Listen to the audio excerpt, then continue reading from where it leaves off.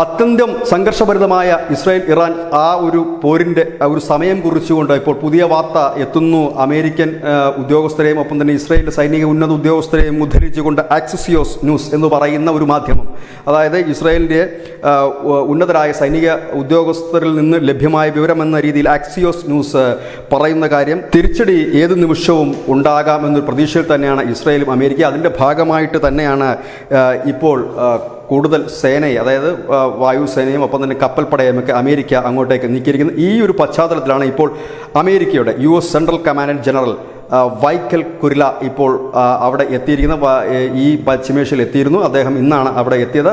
ഇന്ന് അദ്ദേഹം സ്ഥിതിഗതികൾ നിരീക്ഷിച്ചു. ഇപ്പോൾ ഈ ന്യൂസ് പ്രകാരം, അതായത് ആക്സിയോസ് ന്യൂസ് പറയുന്നത്, അതായത് സൈനിക ന്യൂസുകൾ കൂടുതലായി നൽകുന്ന ഒരു മാധ്യമമാണ്, അവർ പറയുന്നത് തിങ്കളാഴ്ച പുലർച്ചയോടുകൂടി ഇറാൻ പ്രത്യാക്രമണം ആരംഭിക്കും എന്ന് തന്നെയാണ് ഇപ്പോൾ പുറത്തു വരുന്ന വിവരം.